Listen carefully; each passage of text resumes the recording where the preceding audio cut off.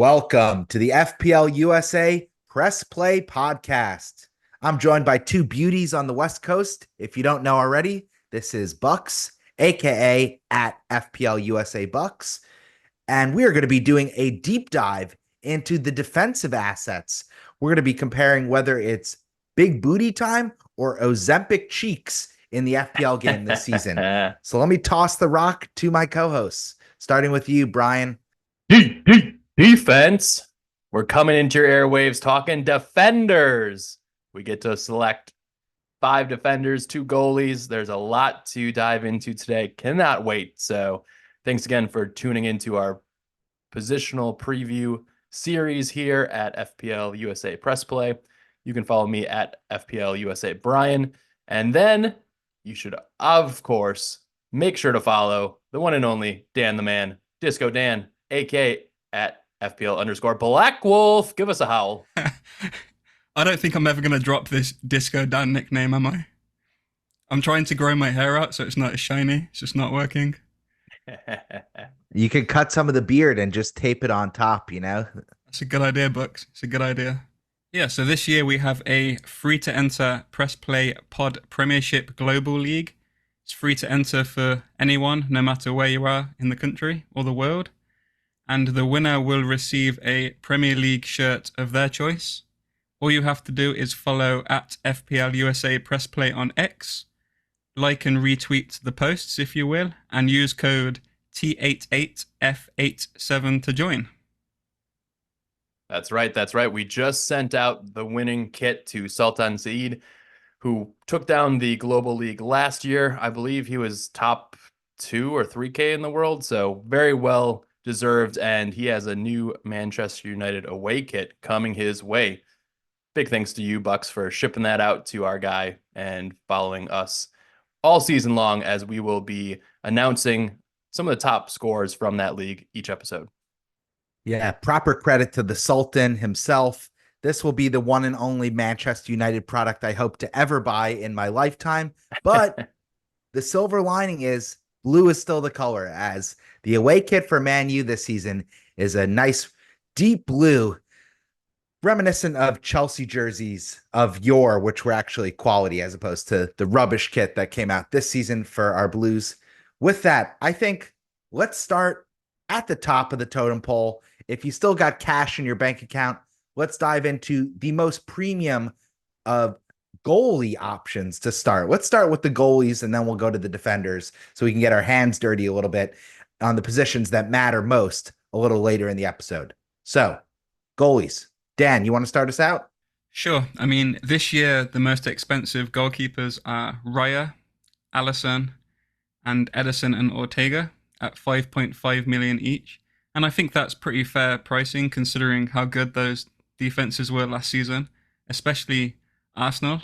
They got 16 clean sheets in 32 starts for Raya for a total of 135 points last season. He's currently 22% owned, which is quite high. So I think out of the 5.5s, my favorite are probably the Arsenal defenders because I can only see them improving this year, to be honest. They were so good last season. They've improved their defense. Saliba was an absolute beast in the Euro Cup. So I just can't see them not replicating what they did last season. Yeah, I was looking at some stats earlier. 29 total goals conceded for the whole season. That is a fantastic number. Manchester City were 5 behind that, conceding 34 total goals. So I think the benefit last year that we saw with Arsenal is that they kept a lot more clean sheets than City did. So there was a big reasoning to possibly double up in the back, and having 2 Arsenal defenders was very popular. So this year, Raya comes in at 5.5, whereas each of the other defenders, other than Timber, is going to be more expensive than that. So there is a potential shout to go with Raya and get those 6 points banked in your keeper slot. But I think just as a general thought, I think each of us are aligned that we try and spend as little money as possible in the keeper position, just due to the volatile nature of a lot of 6 and 2 pointers that we've seen. And then the bonus change as well is going to hurt keepers. We're not going to see as many bonus points go to those keeper slots. So just wanted to put my philosophy out there for choosing a keeper. I'll be going with a 4.5 and a 4.0, and understanding that I will likely wild card, before game week 6. I think Raya is the pick here. It's Raya, Allison, Ederson, and Stefan Ortega, who are all priced at 5.5 million. Arsenal should be the best defense in the Premier League for another year running.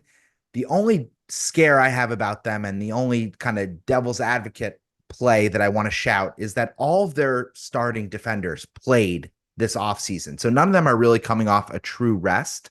And they had a really hard season last year where they were pushed hard in Champions League. And then they were pushing for the Premier League all the way to the final game weeks.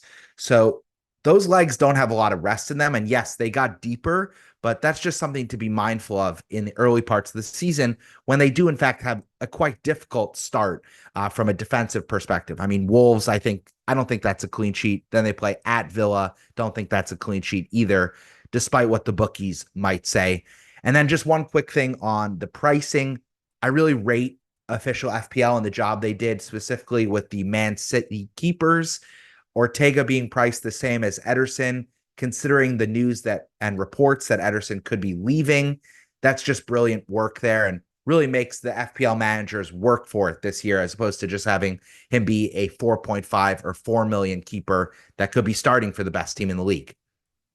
I was going to make a point about that, actually. I find it kind of strange that they did that for Ortega, but they didn't do it for the backups at Liverpool and Arsenal.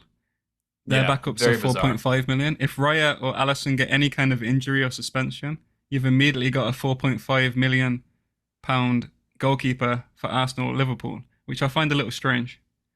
Yeah, they should be more consistent for those top 6 defenses going into a season. We'd like to see just the regular starting keeper and the backup be the same price.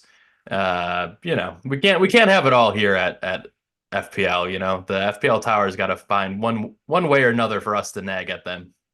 Oh, we're back in flow, guys, because I'm disagreeing with you, because I think there's a real chance that Ortega is the each and every game week starter, whereas it's pretty clear that Kelleher and Ramsdale are both levels below Raya and Allison. I think there's no debate on this pod, is there, about that fact? No, but we're just talking about like when there's an injury, like last year when Allison went out, so many people flocked to Kelleher, and because he was 4.0, right? So you're getting a starting keeper that's 1.5 less. So I feel like pricing him at 4.5 is right. Yeah, I mean, potentially. I think last year I went for Dubravka when what's his face went down, the Nick Popening went down. Yeah. So, it's just another way that some of the top managers can get a cut rate defender into their side. So, we don't need to dwell on it too much longer. Let's keep it moving. Agreed. Let's go to the proven shot stoppers. I've titled the 5 million pound bracket, because these are all guys who are regarded as some of the top keepers in the league or have proven that they are quality FPL assets, and they're priced accordingly. So here we have Emi Martinez, Jordan Pickford, Burnt Toast Leno, and Andre Onana, Nick White Smoke Pope, and Vicario. I don't know that fucker's name. Let's talk about these guys. Who's your favorite from the bunch? And if it's Onana, let's just end the podcast here, because he is a miserable keeper. I mean, the benefit with somebody like Onana is that he had a save every 22.8 minutes. So if you're thinking that they might rack up a lot of save points and concede a lot of shots, there's a chance that maybe Manchester United defense does increase. I mean, it can't be worse than last year, right? It can't be worse, right? But I wouldn't go near Onana. I think the standout is probably Pickford. We've seen him do it season over season. His stats are pretty strong. Sean Dyche team. I think there's definitely a place where you could see a 5.0 and a 4.0 starter in my back line. And Pickford would be the lad. I would agree that Pickford is the best choice for the 5 millions. However, I would like to shout out Nick Pope, because there's rumors today that they're going to sign Mark Guehi, which I think would substantially improve the defense. Yeah, definitely. And then having a locked Pope, a nailed Pope, at 5 million, I feel like would be great. However, I just don't like this price point. I feel like you're either going to go premium, so you get one of the top defenses, or you just go down to a 4.5 and get the save points. I've never been a fan of the 5 million price point for goalkeepers. I mean, I think Pickford is last season's top scoring goalkeeper behind Raya. And really, this group doesn't tempt. I think it's either you go Raya or you go all the way to 4.5. And either you rotate the 4.5 million keepers to kind of have better options, or you go 4.5 and a dead keeper, which is what Brian was shouting out.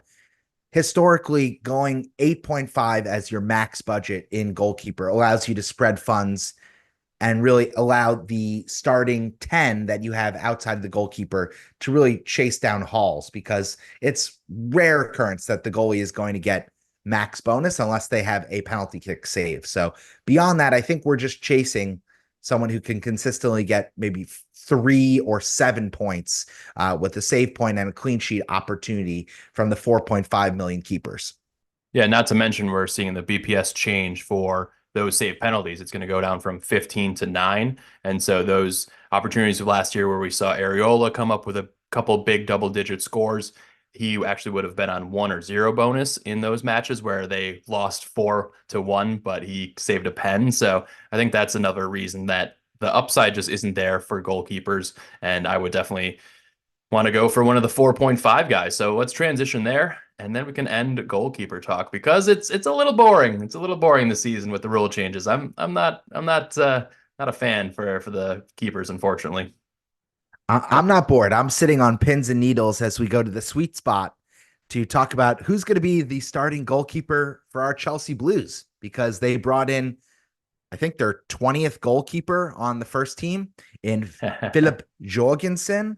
And they had Robert Sanchez, who seems like he is first choice. He played the full 90 minutes against Manchester City in their most recent friendly. Yeah, how'd that Maresca said he loves him, but he's allowed 10 goals already to be scored in 4 preseason matches, which is, let's just say, that's not ideal. I mean, it is just preseason, but it matters a little bit. Goalies, every match matters, and every shot on target is kind of practice and in-game simulation. At least that's my 2 cents. And so I think Sanchez is in the mix if you're brave, because the Chelsea opening fixtures are excellent outside of that Manchester City match to start the season. But again, it is at the Bridge, and there will be ample opportunities for him to get save points. I was solidly on Sanchez, but I've been spooked. Anyone else have Chelsea in their thoughts here?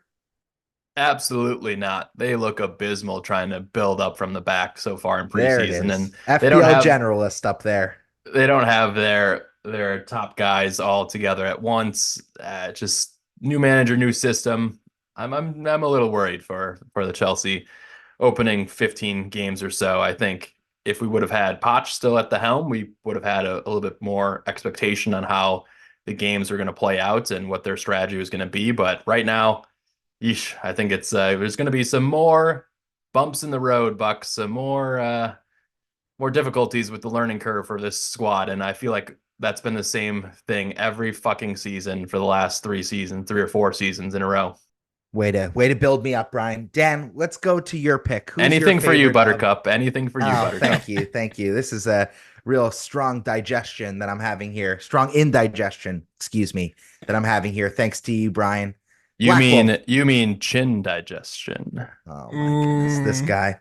Dan, who's your pick of the 4.5? Let's get away from that horrible cringe joke as soon as possible. Yeah, I've been looking at 2 teams. I've been looking at Palace and Nottingham Forest. I know they're not the best teams in terms of clean sheets, at least Nottingham Forest. However, at 4.5 million, all of the save points these guys get, I feel like they're a very good pick given their starting fixtures. My only issue with Forest, because I was leaning towards them, is there's still a slight bit of uncertainty about who their number 1 is. From what I've heard today, it looks like it's more likely to be Sales, actually, from what Nuno said in a press conference today. However, previously I thought it would be Miguel, and if that uncertainty continues into game week 1, I probably just won't go there just in case. And then the other team I was looking at was Palace, having Dean Henderson in goal. I'm a little spooked about that now, though, with the news that, like I said earlier, Guehi might be leaving. I think if Guehi leaves, that significantly decreases their appeal as a defense. So yeah, I'm sitting on defense on this one because I just don't know. I don't know who to pick at this point. Flecken is also an option, but Flecken, he sucked last season, didn't he? He was everyone's That guy favorite can goalkeeper, but he flecken just right off. totally so he's already made Dan, a you are major right in your mistake. sweet spot. You're back on defense. I love it for you. Yes, exactly. The Flecken, fleckening. even on preseason, did you see that goal he conceded? He tried to do some skill with his feet. He gave the ball straight to the opposition attack, and they scored an easy goal. He's already making mistakes in preseason, so I don't like him either. So to cut a long story short, I think pretty much every goalkeeper is shit. So I'm just gonna pick whichever one feels good at the time. It's just a little bit of goalie roulette, and then It is. blow your brains out with no points each game week, right? It's a tough one, but maybe Flecken will continue to fuck up, and then we can get his 4.0 starter as our backup keeper. That's really what I'm hoping for. Yeah. I need one of these 4.0s to emerge just for a little extra insurance, but. Chin, Yeah, are you going to be back on the Ward Everson 8 million Leicester double up? That worked Oh wow, so well for you that was two a few seasons ago. that was a few seasons ago. I did not keep the faith. It would have paid off if I would have gone like half the season with that combo. But nah, I'm still up in the air. I'm leaning towards Henderson at Palace at the moment, but I can't be bothered. I think the main thing is that I might not go with Henderson is I'm probably going to have a Crystal Palace outfield defender, and to double up on their defense just seems a lot. And so I might try and get somebody else in there for some X fun each week to watch multiple goalkeeper and defender moves. I think Jose Sa is the surprise inclusion here at 4.5 million. In my eyes, he's clearly the best of the bunch at this price point in real life. Under current manager Gary O'Neill, do not keep clean sheets to save their lives. And so he's just facing an all-out press, and as their team bombs forward to attack, leaving the back wide open. And then I was hoping it was going to be this Bigfoot giantess of a man, Miguel, the Brazilian, who's 6'9" at Forest. But it sounds like Nuno is back to his fuck around and find out Spurs days, where he has kept the faith in Sells, who, according to the advanced analytics, was one of, if not the worst goalkeeper by expected goals allowed in. He was minus almost 9.5 goals. Woof. So he was expected to keep a certain amount of goals, and he let in almost 10 extra goals to that number. So that guy truly sucks.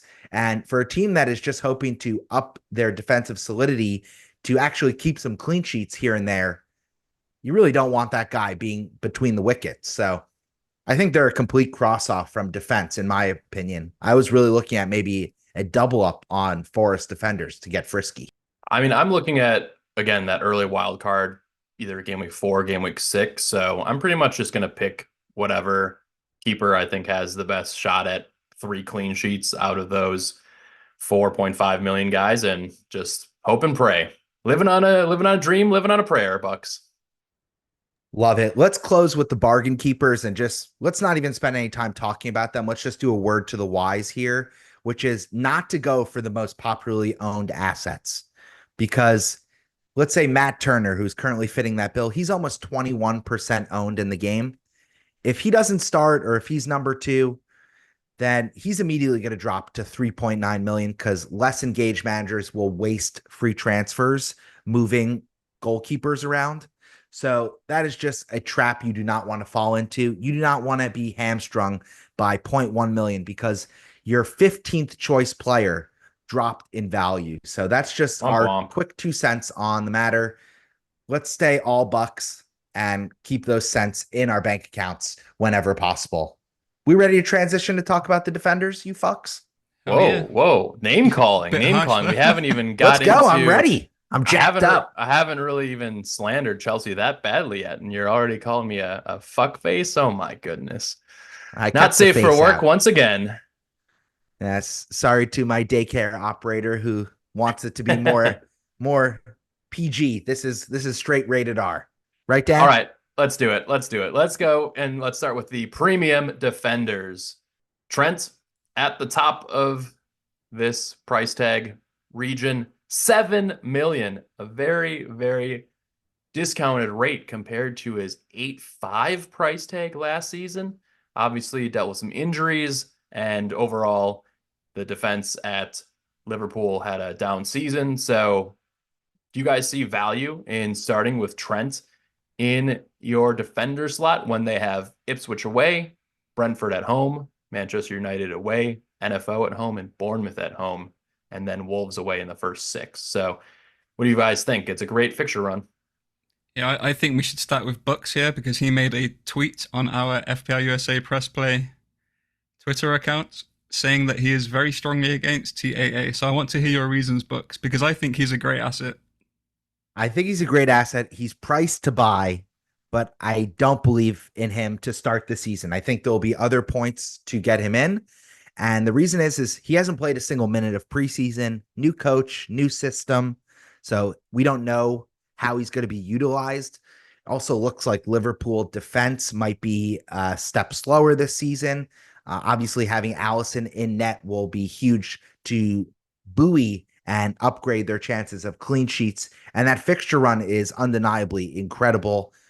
That being said, I think Bradley is a really, really good deputy, and I think he might steal some minutes early in the season as Trent regains fitness.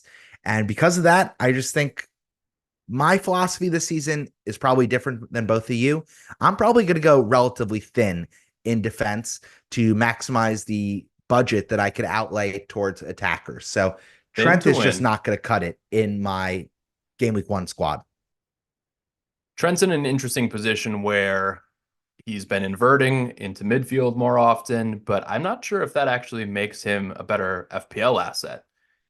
I think that when he does play in that kind of inverted role, he's not pressing up as high on the pitch as he used to. He's a little bit deeper and behind somebody like McAllister at times. And I just don't know. I think he's probably better off as the right back, getting all the way down the pitch and putting in those crosses, right? So I'm just a little bit unsure about his positioning as well. We'll find this all out, but we don't know quite yet where he's going to be on the pitch. So that's just another small flag against him. But 7 million, I don't know. I'd rather have a few of the other assets in the midfield instead of going for an asset like him in defense.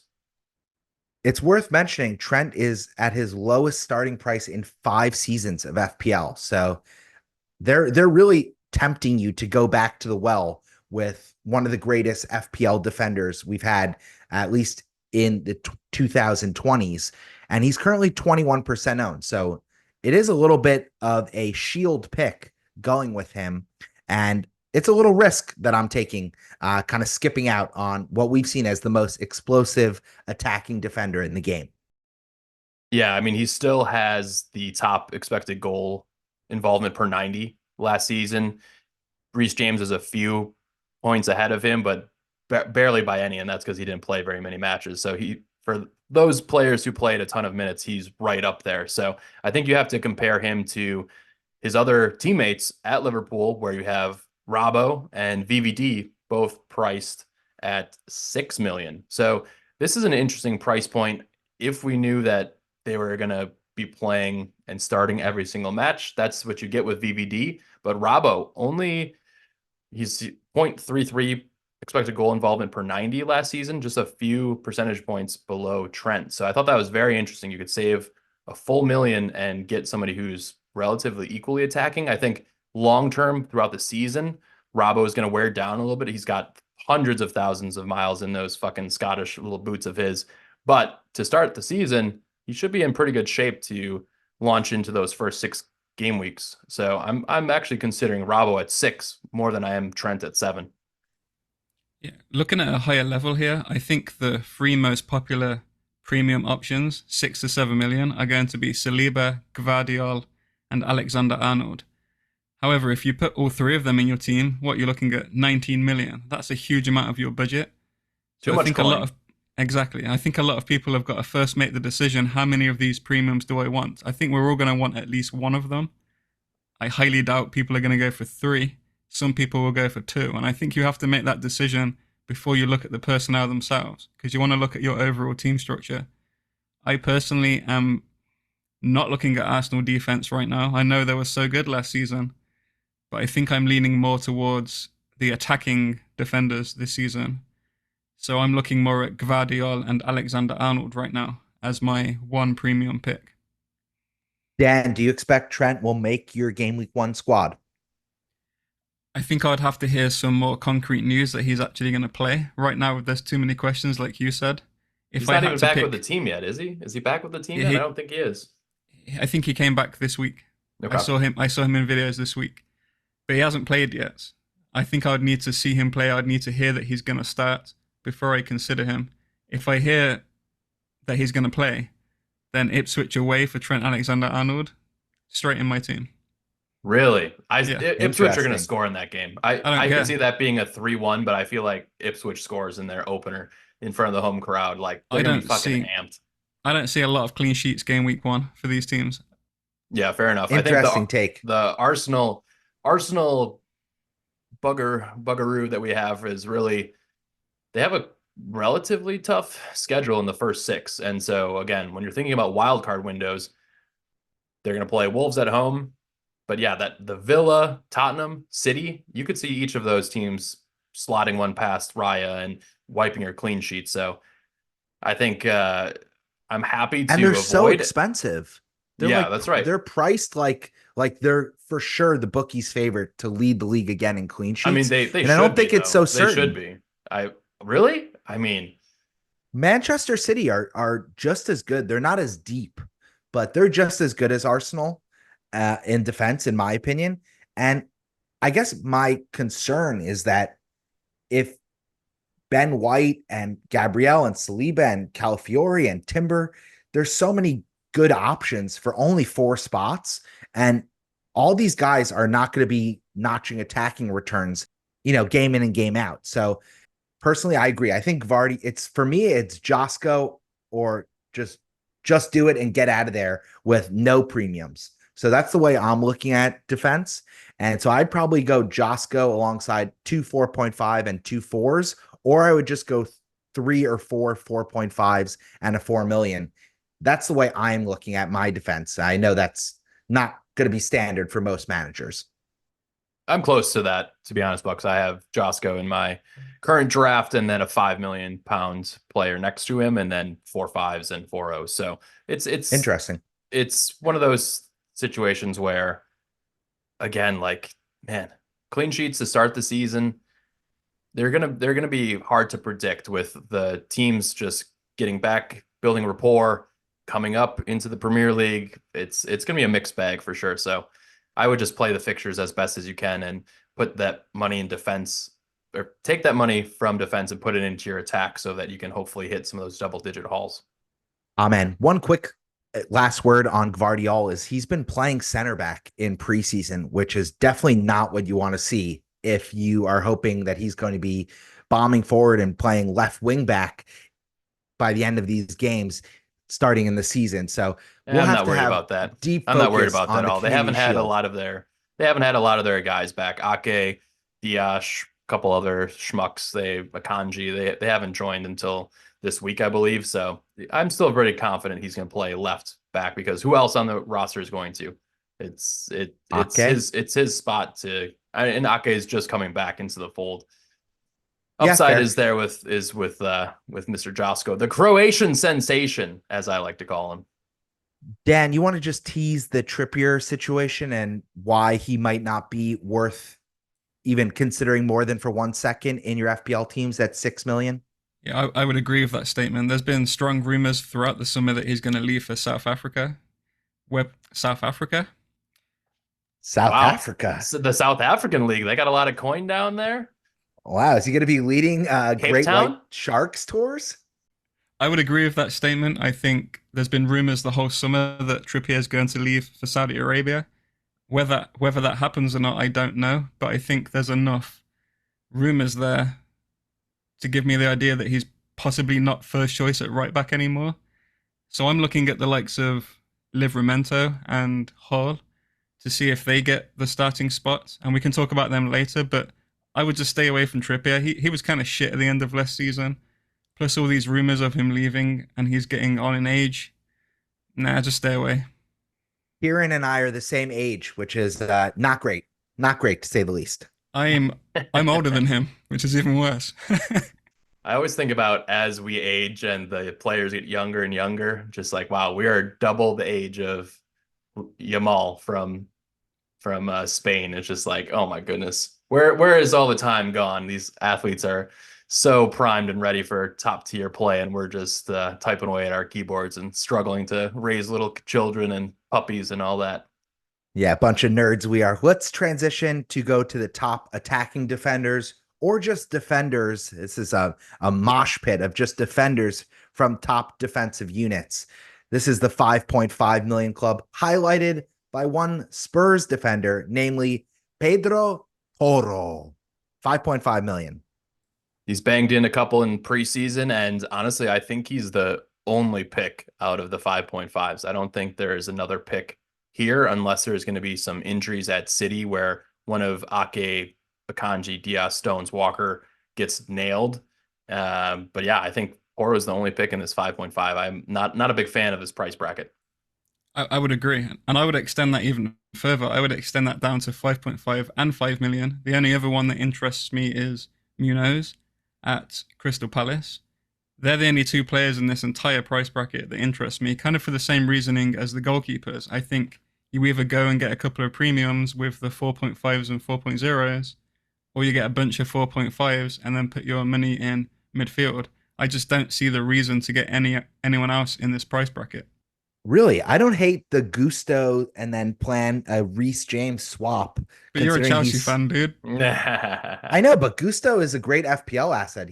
I think he had like 6 double-digit returns last season. Yeah, Is he not likely bad to when he play? plays, but he'll start the first 3 because James is suspended, right? So especially if you're wild carding early, but game week 4, then James is going to be moved in. There is some talk that Reece James also might play a lot more center back this season, and Gusto could press up because he's more fit. And unfortunately, poor guy Reece just can't stay on the pitch. So yeah, I think it's just a weird bracket. Maybe if Timber could nail down the left back spot at 5.5 as the cheapest way into the Arsenal outfield defenders, then that could possibly interest me. But Schär at 5.5, nah. Matson is a record signing for Villa.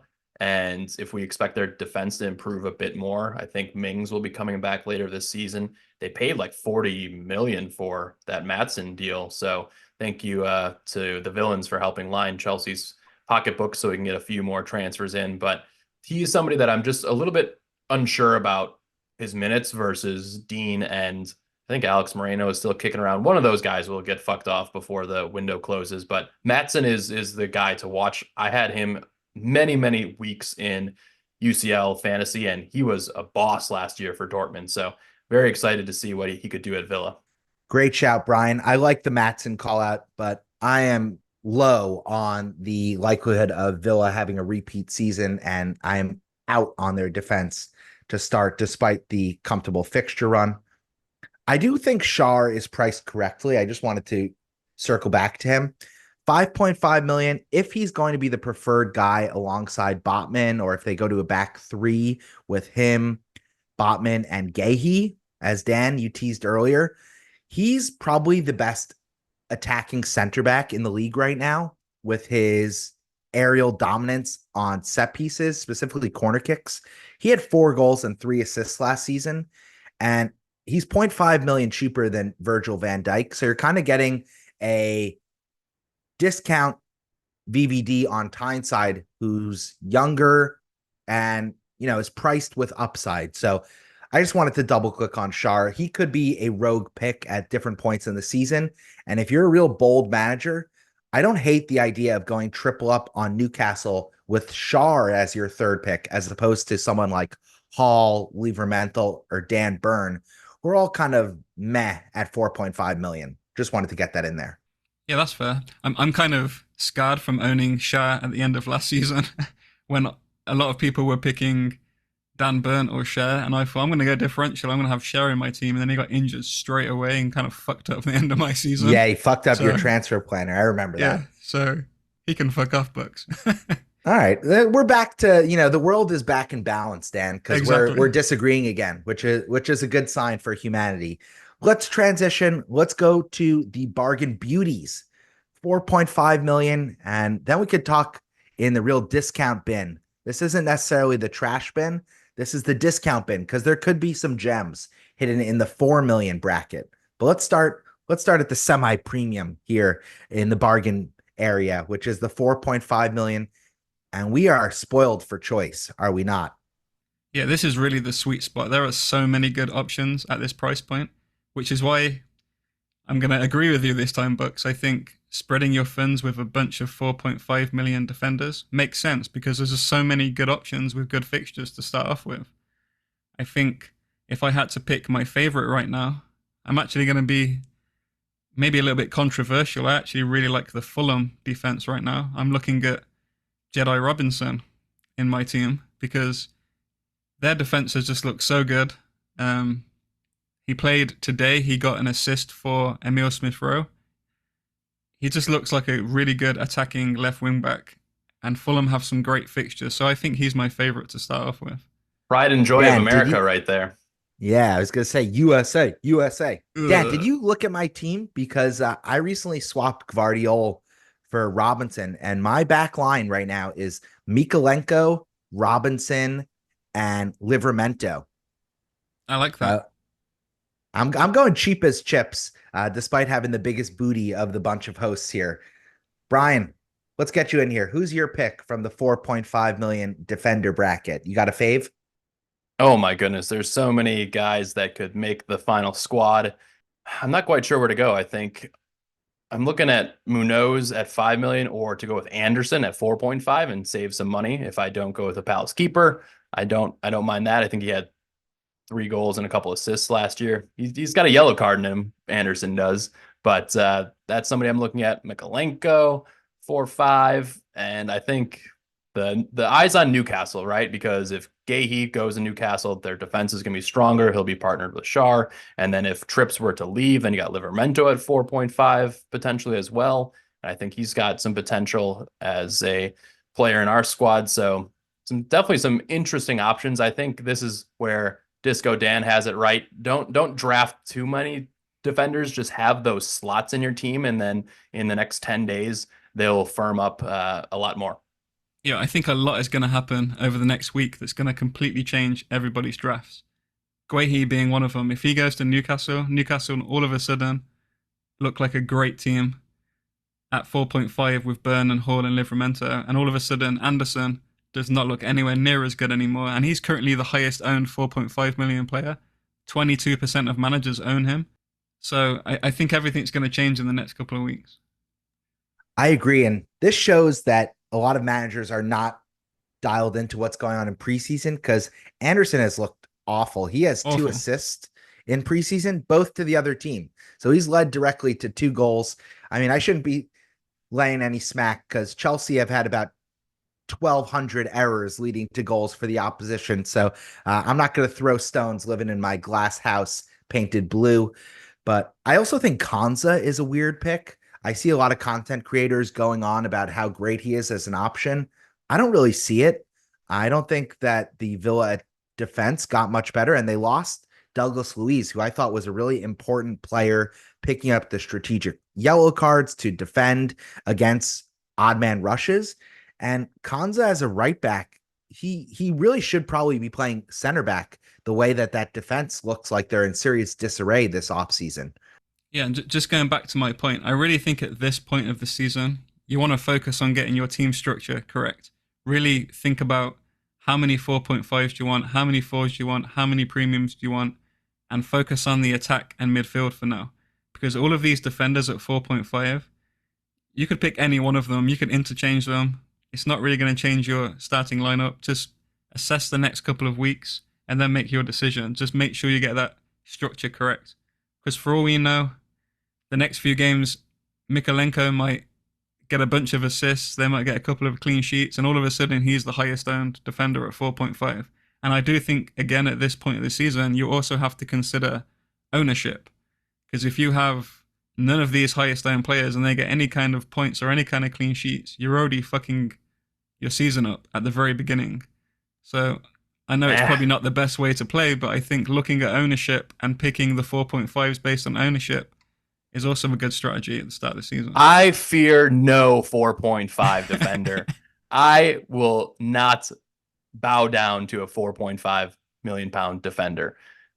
I'll fear maybe not having Salah in game week 1 or one of these big hitters, but I'm not worried about any of these guys putting in fucking massive hauls. It's going to be a bit of a lottery. Yeah, don't let Lewis Dunk hear you say that. He's going to alley-oop it right on your dome piece, priced at 4.5 million.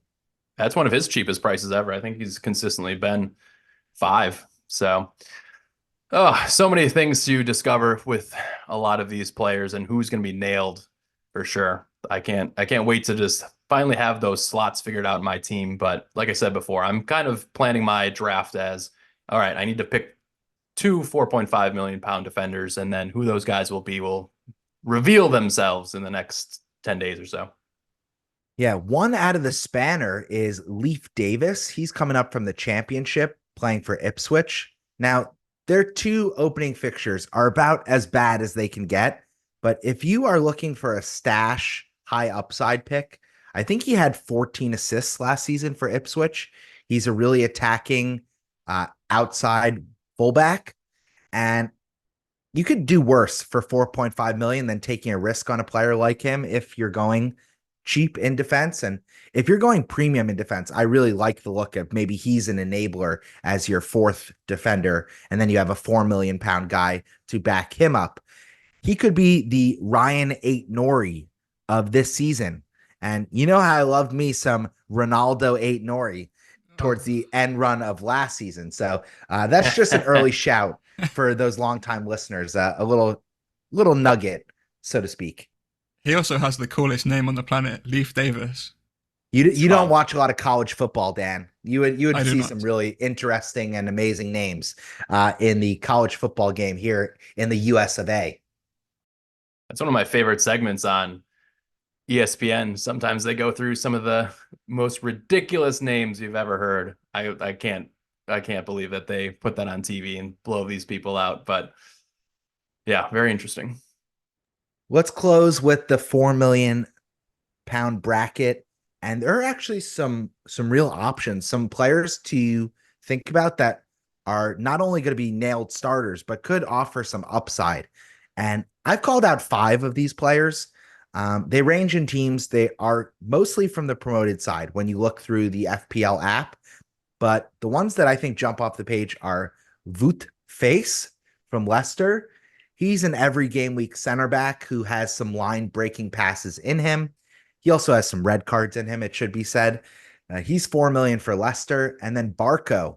He could be a member of my family with that curly red hair at Brighton, but he's 4 million. He should be the starting left back for them until Estupinian comes back from injury. He's sidelined until mid-September. What's this guy's name? A condominium? Is that what you just said? A Stupinian? I'm just going to call him Purvis. He's Purvis. Just call him Purvis. Purvis. I don't know if Barco can be one of your family members, Bucks. Would you let your 18-year-old get a bunch of piercings? Yeah. Why not? If he's making a couple $100K a week, he can live my soccer dreams out in my I don't stead. see your wifey letting that fly, but she's all about the Benjamins too, so she'd be fully on board. I don't doubt it. Let's Wolves Corner. I tried to cut it out of the pod, but we're gonna put some respect on Disco Dan's head. Yeah, we cannot ever cut out Wolves Corner with some Wolves Corner right here. Come on, put some respect on Black Wolf's head. Give me a howl, Bucks. Give me a howl. Oh, there we go. So yeah, Mosquera is 4 million this year. Now a lot of people are put off him because they don't know who he is, but he just came back on loan to Wolves, and we've lost Kilman. We are moving to a back 4 this season, and there's a very high possibility that he secures a starting spot at centre back. He does have competition with 3 other defenders, so I don't know for sure. However, Wolves fixtures don't really get that great until game week 9, so there is some time to assess there, but I would not be surprised if Mosquera makes people's wildcard 1 drafts. You will know that he's starting before game week 1. We can trust that you're one of the best in the know accounts on Wolves in the entire universe, let alone the humble United States of America. But even if he is starting, I don't think he should make people's game week 1 squad. Our fixtures to start off with are terrible. We're going to concede every game, I feel. However, the first wildcard, he's definitely an option. And so is Pedro Lima. We've just signed him. He's a right wing back. He's already got 2 preseason goals, albeit offside, but he looks very, very, very attacking. The only issue there is his competition is Nelson Semedo. So I'm not sure whether he's going to be nailed for minutes, but he's one to keep an eye on. Again, Wolves assets, they're not going to get interested until game week 9. And then rest in peace my DMs, because I feel like everyone's going to get at least one of their assets at that point. Let me translate that to American English without the sexy accent. What Dan is saying is that the Wolves fixtures might scare you off of mascara. Is that true? That is true. That is true. Gotcha, dad joke and Chinny. That's a wrap. Let's close out. This was a great episode. These have been 3 really fun episodes to record. Gets us back in the mojo, the mix of discussing FPL to a greater degree. And the banter has been legendary. It's so good to have you back, Dan. Chin, I always love podcasting with you. Let's close out. Let's tell the listeners where they can find us and how to enter our mini league one more time for that free kit of your choosing. That's right. That's right. Please get involved. We really appreciate you guys following us on social at FPLUSA Press Play, and then wherever you listen to podcasts. And then if you want to get involved with our free global league, our Press Play Premiership, the code is T88F87. Free kits galore. We're sending them out. So hopefully you'll be the winner this year. But you'll have to beat Dan, myself, and Mr. Bucks to do so. Some of those things are easier than the others. Subscribe on X to hashtag FPLUSA if you're not already. Make sure you have your notifications on for our podcast posts. Again, the 3 hosts really appreciate all listens, follows, and 5-star reviews on your favorite podcasting platform. With that, I think that's a wrap. Our next episode, we will dive into our initial for Dan, not so initial for me and Brian's game week 1 drafts. I guess I should start working on one, huh? Yeah, get to work, baby. About time. About time. Get those trigger fingers ready, baby. We need some screenshots up in the group chat. Pew, pew, pew.